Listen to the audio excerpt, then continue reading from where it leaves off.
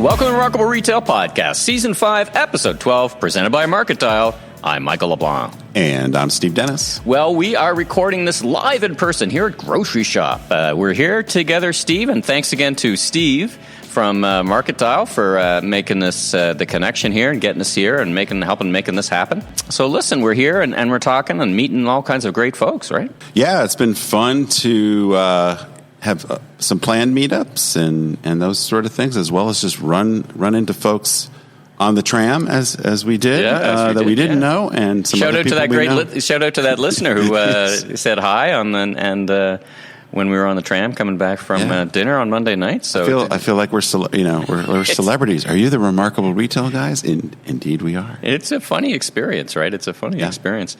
So on this episode, it's going to be a great episode. We actually, and recorded earlier this week here in Vegas, we've got a great interview with Tim Simmons, Senior Vice President, Chief Product Officer at Sam's. Some listeners will remember that we talked to Nancy King from Target. Target, and when I saw her title as SVP of Product Engineering, I think that's what it is, something like that, I was like, what does that even mean in the retail context? And then we learned that that's kind of Tim's version of his job as well at Walmart, and it's a whole different approach to innovation, at least newer to me. And so not only is the Sam's Club story and all the things they're doing in general super interesting, but their particular approach to innovation I think is really fascinating, and they're having a lot of success with it. It's a great interview. Yeah, and actually the innovation is, as you hear in the interview, a bit new to Sam's too, so it's a really interesting discussion around the tradecraft around innovation. Absolutely, right? yeah. Well, let's talk about GroceryShop. So we're here.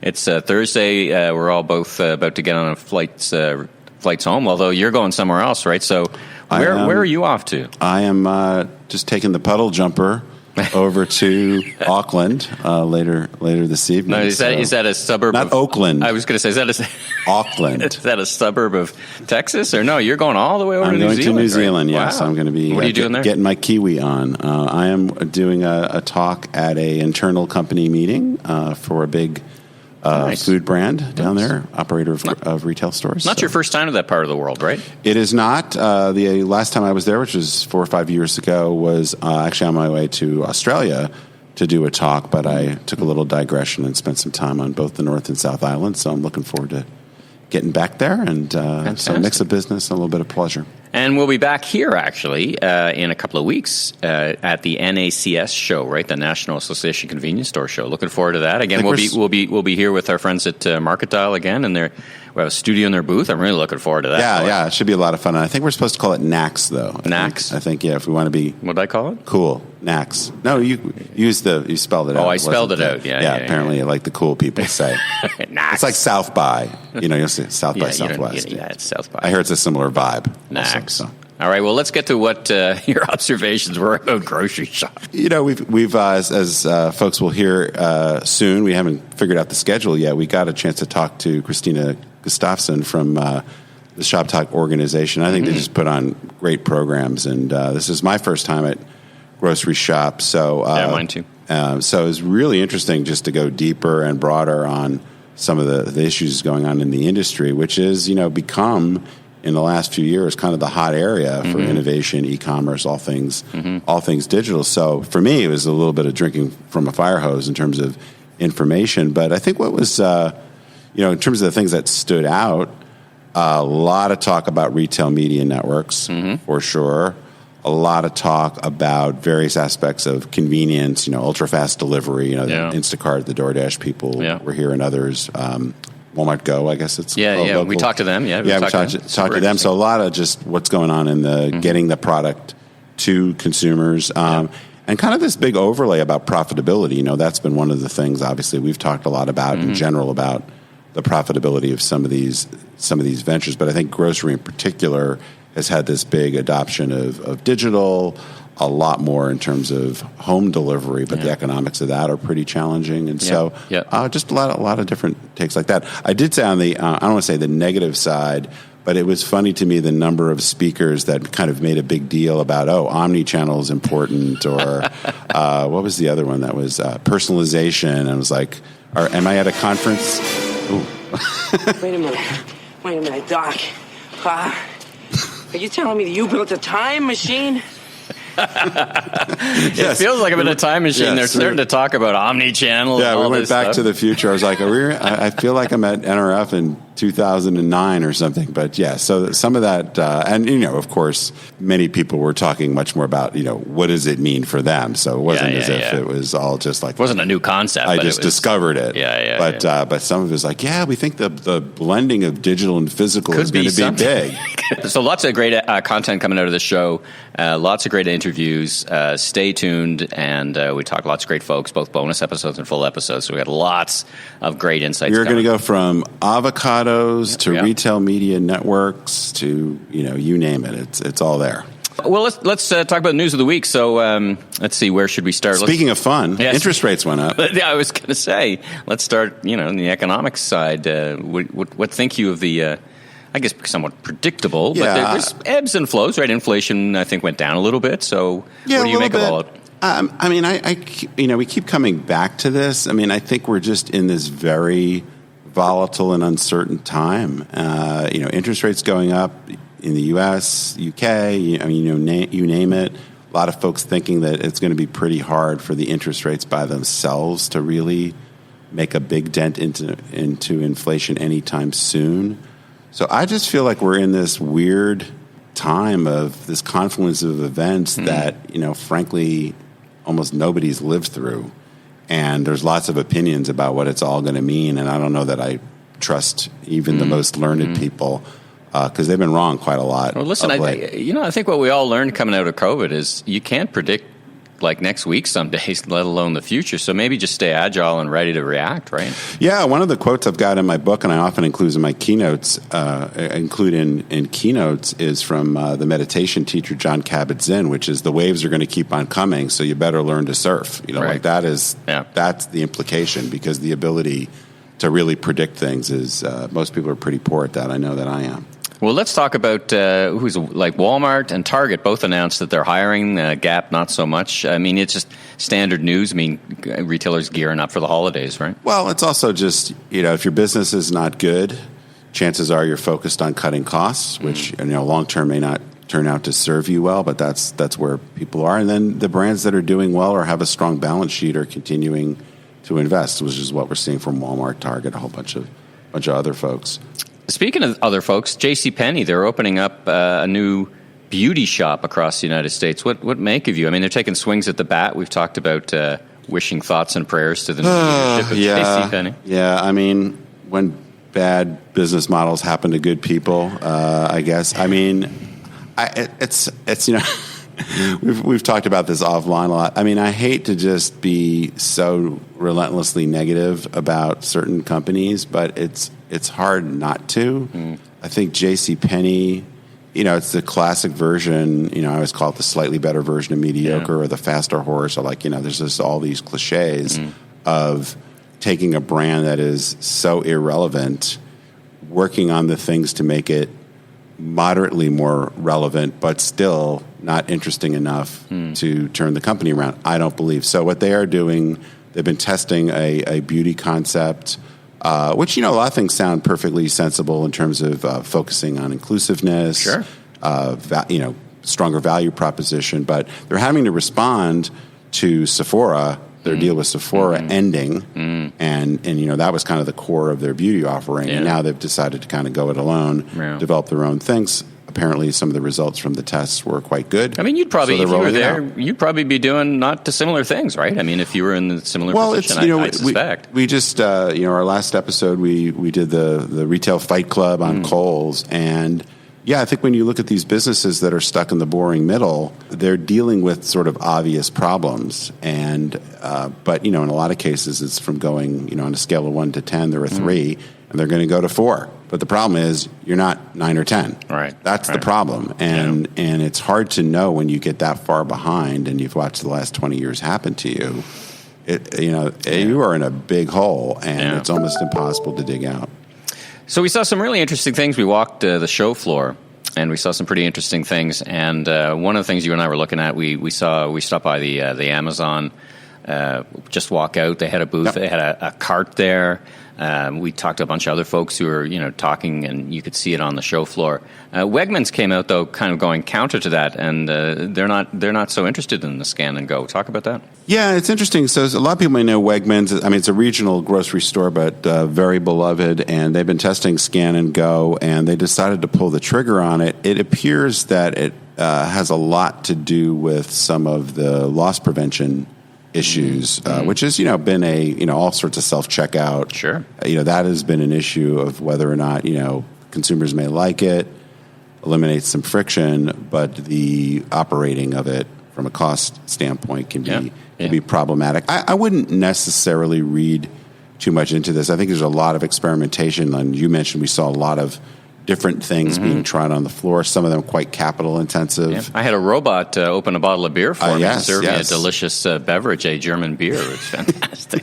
So I don't know if that's a problem necessarily in need of solution, but if you need a beer and there's nobody around and there's a robot, we've got it for you. So. It's just a precursor to the robot overlords that will be running our life. Yes, I just saw them stabbing me as opposed to serving me a tasty beverage. But that's how it starts, though. That's how it starts. Then they become self-aware, and then they're like, "I'm sick of serving you beer. I'm just gonna." Seems like a good AI application. It does. Is that machine learning? I don't know. Anyway, but I think the bigger takeaway, not so much in the Wegman story. I mean, there's clearly just as evidenced by what people were talking about here and just broadly in the industry.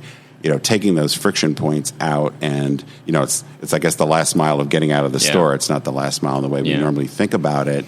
And what is going to be that solution that is capital efficient, operating cost efficient, serves the consumer, and loved by the consumer, right? I mean, I was telling you the story, and Sobeys in Canada has smart carts, and initially it wasn't so successful because you got to return the cart to the store. So they're wonderful carts; they work fantastically. But then you're in the back of the parking lot, and you got to bring the cart back into the store. Yeah. So they came up with a different way to work it, which was you go to a different part of the store and you move all your stuff to another cart and take that cart. And I was asking the associate. I tried to use a gift card, and the gift card didn't work; it wasn't programmed. Yeah. And she said, "I said, do people use this thing?" She was, "They love it." And so it's interesting, right? Even though there's a fair bit of friction in the experience, people still love dropping things in their cart and then even just moving them around. So. I love that Wegmans and everybody else is taking swings at the bat, right? Well, I think that's the big lesson. Is you got to be trying stuff, right? And the first thing you try, and the second thing you try, and the third thing you try may not be the right thing. But if you are either addressing a major pain point, and/or I guess creating a real point of delight, making it fun, right? Then if you're pointed in the right direction, it may take you a while to find the right solution and to test your way into that. And if it's a big enough problem, it's probably worth continuing to go at it. And certainly some of these things are huge issues, and there's a lot of opportunity for customer delight or cost savings.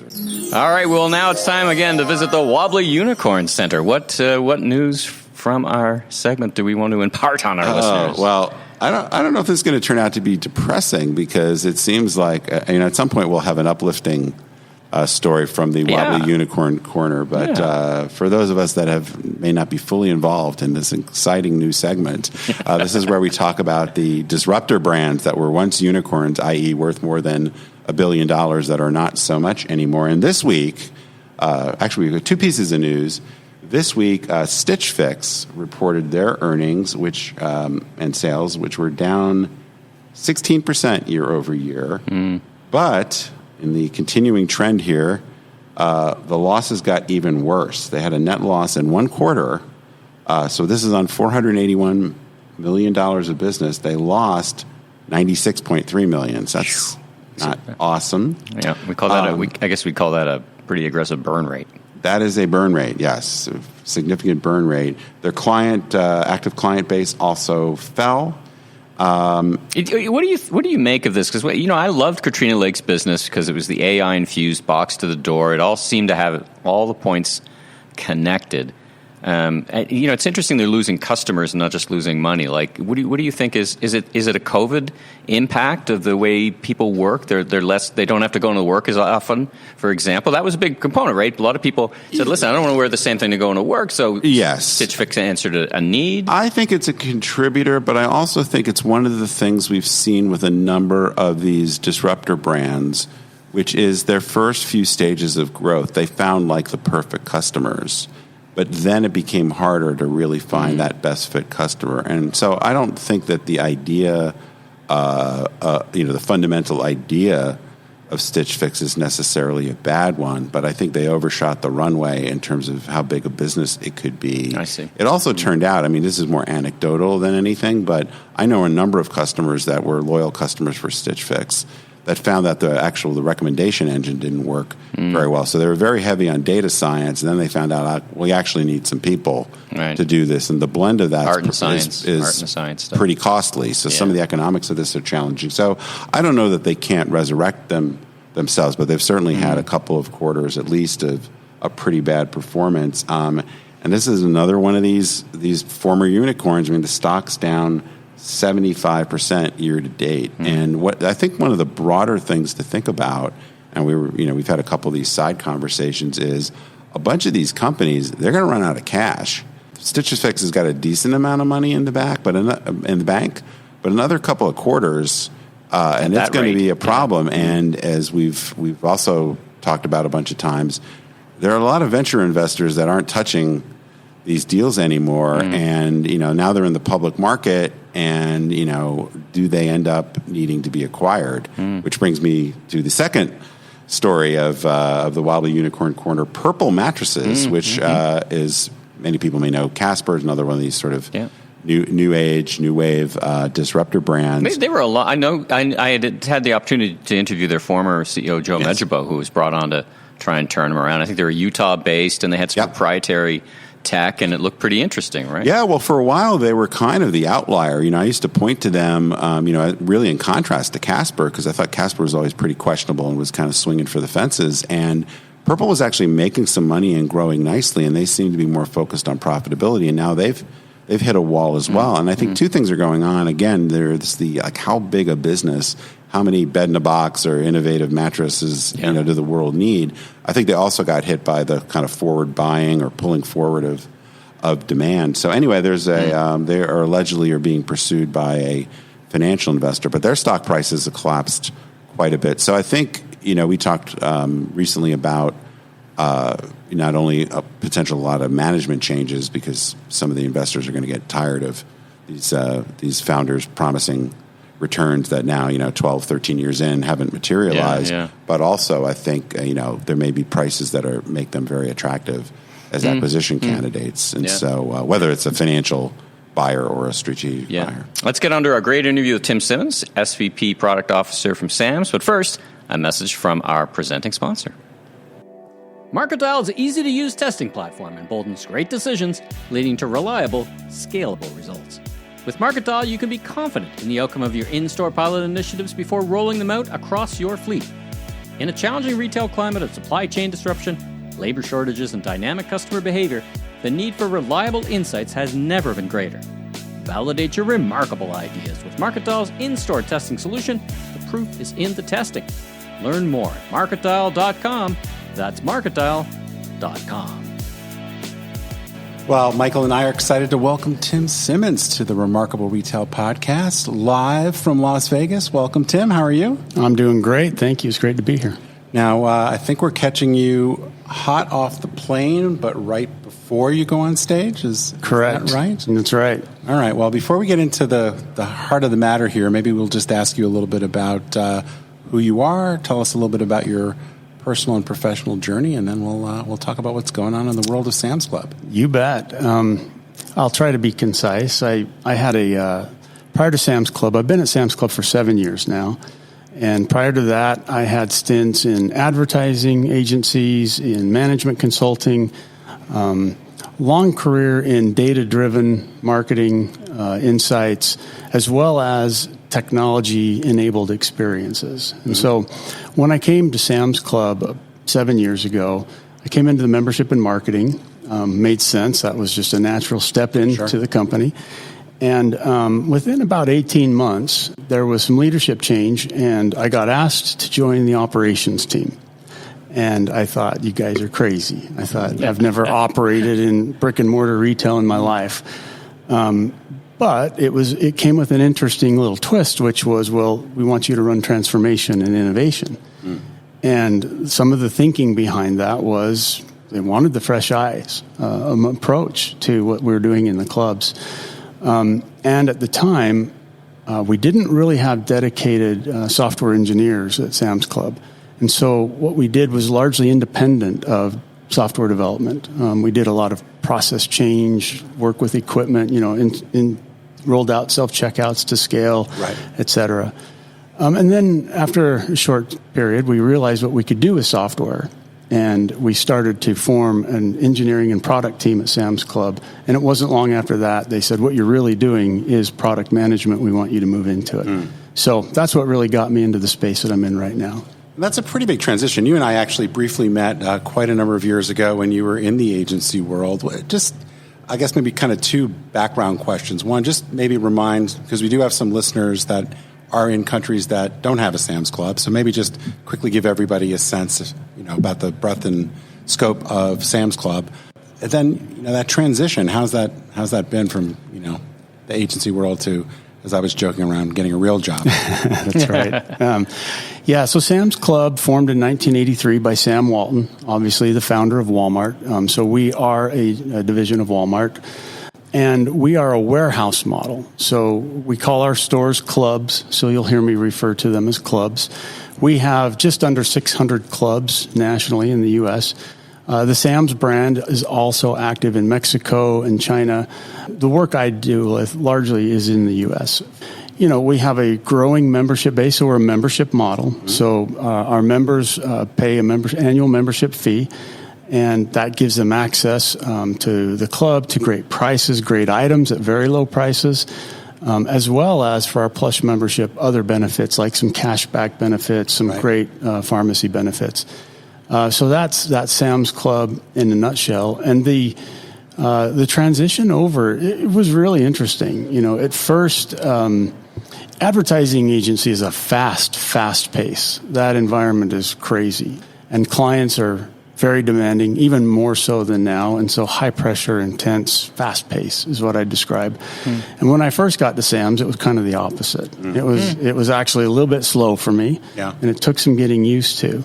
But I think what's happened with Sam's Club over the last 7 years is a fantastic transformation where I feel like we're now a little bit in that fast-paced environment on the software development front and on some of the innovative experiences that we're creating for our members. Yeah. So you are about to get on the stage. Can you give us a little bit of a preview of some of the things you're going to be talking about and showcasing? Yeah. I think one of the things I want to talk about is innovation. So I'm excited to talk about that and the journey and the transformation that we've been on.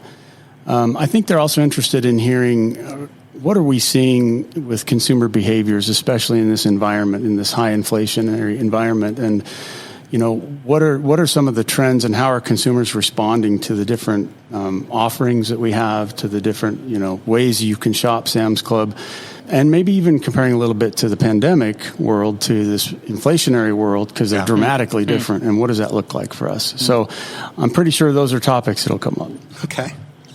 Well, it's super interesting. Let's pull on the thread of innovation. I'm curious about the tradecraft of innovation. I mean, Sam's, as you said, when you got there, really in your lens, picked up that pace of innovation. Walmart, really, when I think of Walmart now, I think of constant iteration and innovation. But let's peel that back. Let's talk about the tradecraft. How does that come about from a whiteboard into the stores at scale? I mean, that's the thing that really interests me because your scale is so immense. You got to be, once you let loose whatever you've had in the workshop, it really gets pressure tested, right? Yeah, it sure does. I think the best way to describe it is we have what I would call a main current in terms of a way of working around innovation in particular. And we have different types of innovation. So I would frame it this way. I would say we have what I call 5-year out innovation, and that's a space where we want to play in, but we're largely experimenting. We anticipate lots of failure there. We anticipate that that's a learning experience. We have innovation that we do that I kind of call the everyday innovation, which is the problems that we're solving. And we look at the products that we're developing and the product roadmap. We expect our teams to innovate against the everyday roadmap as well. In other words, don't go solve that problem the way everybody else has solved it.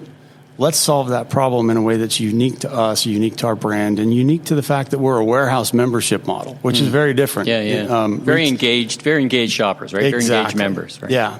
So in all of them, we follow a very well-known product management lifecycle, right? Where we start with, the strategy, or what is the problem we're solving here? We really expect our teams to sit with the problem, fall in love with the problem. Don't just take I want X. I want biometrics, right? I want to pay with a palm read, or pick your solution that might get, I want augmented reality in your club. I want virtual reality in your club.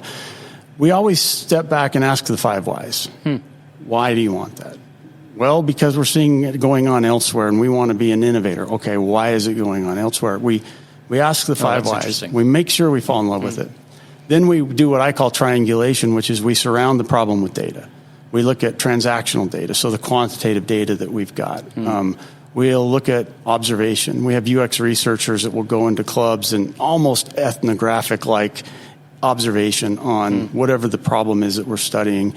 And then we also will just test, iterate, experiment with low-fidelity prototyping. All right, interesting. Low-fidelity prototyping, that's an interesting term. Yeah. As an organization, you ostensibly, particularly some of the small retailers listening, have ostensibly unlimited resources, which doesn't mean you have a free rein to spend money. So how do you pick and choose? Is it this is a table stakes versus this is a differentiator? And you've articulated both a timeline.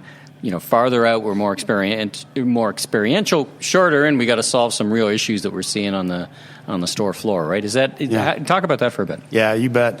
It's honestly one of the, in my role as the chief product officer, it's one of the toughest parts of my job is how do we arbitrate really important and valuable resources like software developers, software engineers, right? Right. We have a couple of things. So for things that are 5 years out that we're just like, okay, metaverse, we think that's coming at us. We should pay attention. We should pay attention. We have a team that I named Network 32. It's a name that we picked up from the book Loon Shots, which for me, the premise of that book was about make sure you structure for innovation, which is why we have this team that's looking 5 years out. So as those things come our way, we just expect them to look into it, experiment, learn, etc. We don't do tons of prioritization there, but if we do have to make a tough choice, that'll kind of come down to me and my colleague, who's our chief technology officer, and we'll say what makes the most sense. Because kind of that far out, what data are you going to pull from? The metaverse, I don't know. Yes, no, there's no data. It's just the kind of a pay attention to it kind of thing. Now, these ideas, these problems, do they come out of the consumer, out of the store operators? I mean, you were an operator yourself, so you kind of have a sense of that. So is there a blend of those two things? They come from everywhere, honestly. All day long, 24 hours a day. They do. They really do. They come from my peers on the executive team. So the executives who run parts of the business. It could be our chief merchant officer. It could be our chief membership and marketing officer. They come from their teams as well. They also are trying to drive a fantastic member experience or a fantastic experience with quality items. And they all have needs from a technology perspective. So they come from there. They come from our members. We get member feedback. We have robust member feedback. And so we will analyze that. We'll study. We'll look for trends in that.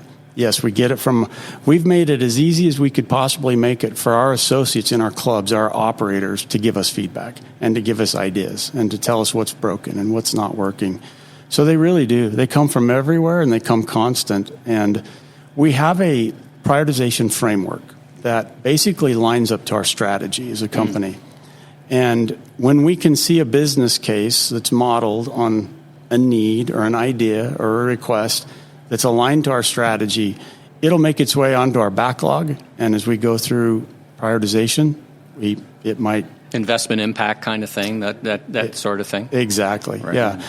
And if it doesn't align to the strategy, we'll still capture the idea, but we probably don't look into it closely, at least not for now. What I like about your data is you've got both customer behavior and both articulated and expressed. In other words, since everyone's a member, you know exactly what's going on. Yeah. Let's tap into the question around that you're going to be addressing on the stage about inflation. I mean, for all of us, it's really not quite a first in a generation. I've had some experience with it, but not as operators, not like this, right? So how are you touched on it already. How are you thinking that's going to impact the consumer and how it's going to impact your work?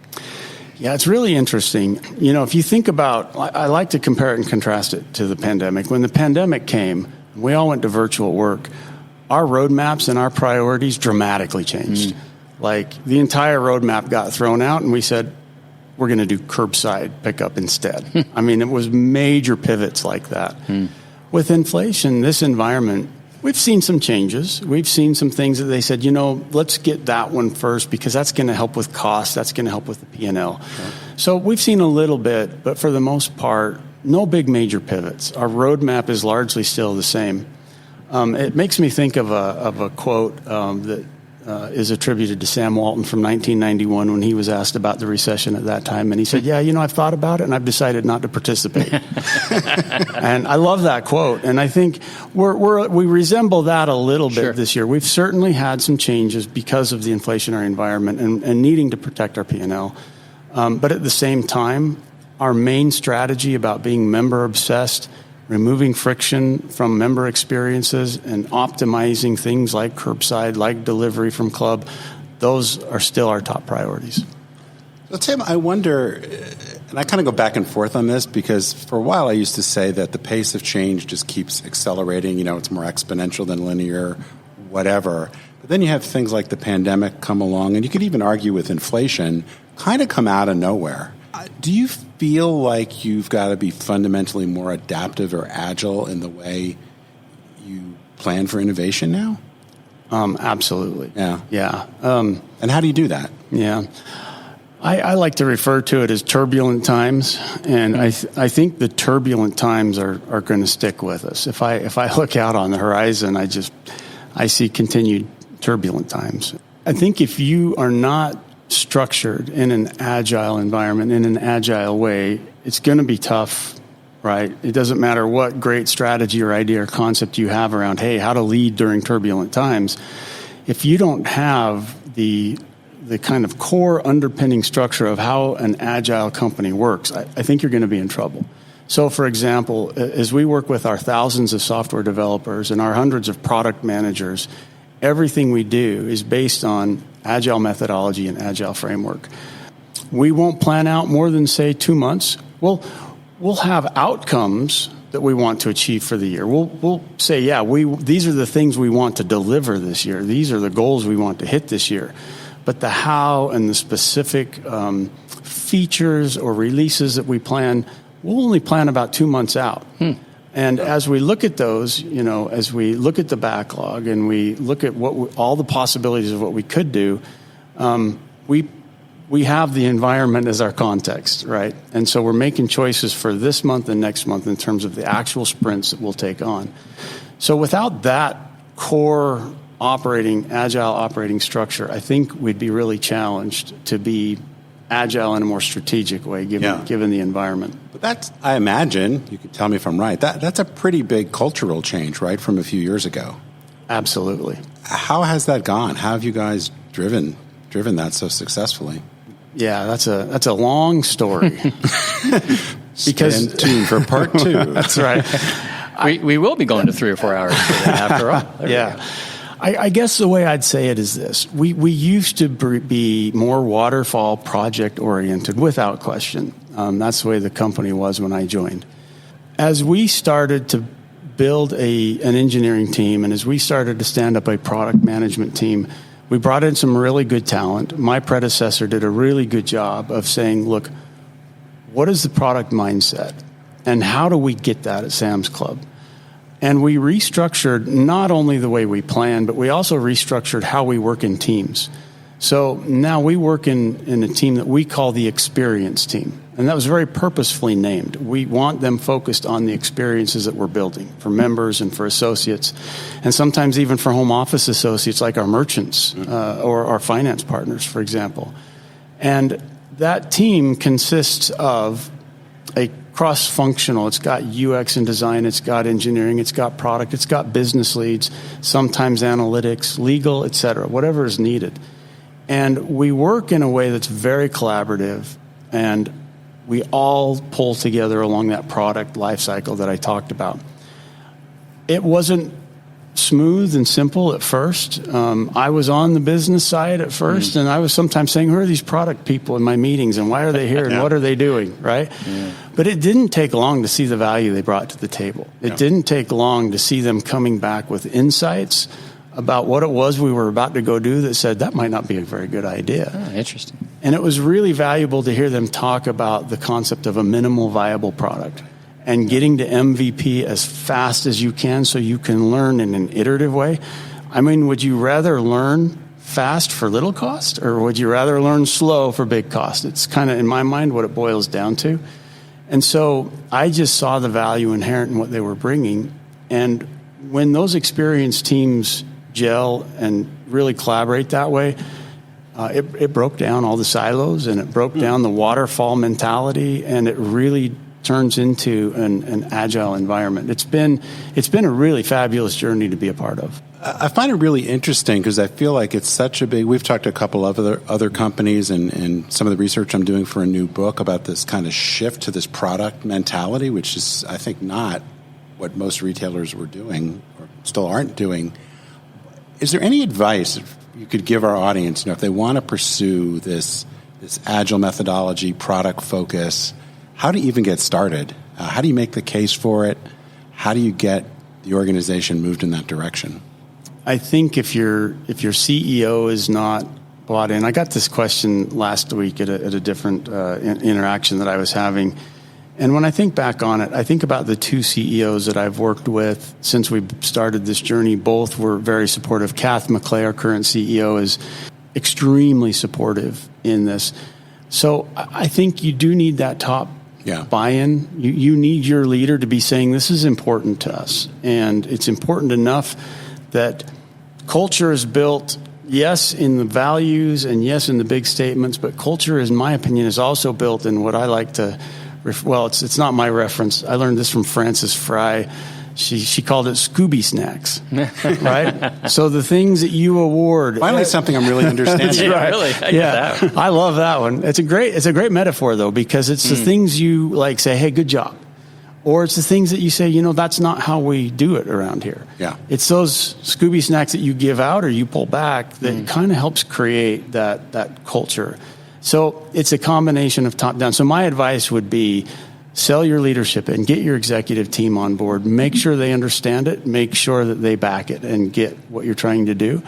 But then I also think it's about now go build that infrastructure, the ways of working, and your process and methodology and approach that enables it, and give lots of Scooby snacks along the way in the right direction. Yeah, no, I love that. So what's next? Is there anything on the horizon that you can share with us that's not that the people in Minneapolis or Seattle are not going to steal from you? Yeah, I think our one of our flagship products is our Scan and Go app, right? Where for those who don't know what it is, it's an app that members can log into. They can put a form of payment into it. And as you shop, you scan your items. When you're done, you check yourself out, you pay, and you simply show a QR code at exit so that the greeter can simply verify your transaction. It's brilliant. It has like a 90 NPS. Members love this, right? And we continually optimize it. Just when you think, hey, we're there, Scan and Go is there, you say, members want to now order cafe food on the Scan and Go app, which wasn't there before. Right. Members want to do multiple transactions where, I want this part on this credit card, this part on that credit card. And so we're just constantly optimizing it. I think you'll see us continually improve that experience. It's just a member delight. And we want to just keep going, right? We'll continually optimize last mile, everything having to do with convenient access. So curbside, delivery from our clubs. We're really still in our MVP for delivery from club. We're leveraging the Walmart Go Local network of drivers, and we've learned a lot in the first 2 quarters of the year, and we're about to go bigger with it with our members and move on from MVP to a core offering. So you'll see us constantly improving anything to do with convenient access. Yep. Anywhere where we see member friction, you'll see us chipping away and trying to make that simple and smooth. So those are the main things I'd be pointing to. Awesome. All right. Well, Tim, thanks so much for joining us on the Remarkable Retail Podcast here at Grocery Shop 2022. It's a real treat just listening to you. It, got the neurons firing. It's fantastic tradecraft around innovation. So congratulations. Much continued success. Good luck on the stage. Break a leg. Thank you. And thanks again for joining us on the podcast. Thanks so much. It's been great to be here. Appreciate it. If you like what you heard, please follow us on Apple, Spotify, your favorite podcast platform, so you can catch up with all our great interviews, like our discussion with Seth Godin on what retailers can actually do to fight climate change. New episodes of Season 5, presented by Marketal, will show up each and every week. And be sure and tell your friends and colleagues in the retail industry all about us. And I'm Steve Dennis, author of the best-selling book, Remarkable Retail, How to Win and Keep Customers in the Age of Disruption. You can learn more about me, my consulting, and keynote speaking at stephenpdennis.com. And I'm Michael LeBlanc, consumer retail growth consultant, keynote speaker, and producer and host of a series of retail trade podcasts, including this one, plus the host of the popular YouTube cooking show Last Request Barbecue. You can learn even more about me on LinkedIn or meleblanc.co. Safe travels, everyone.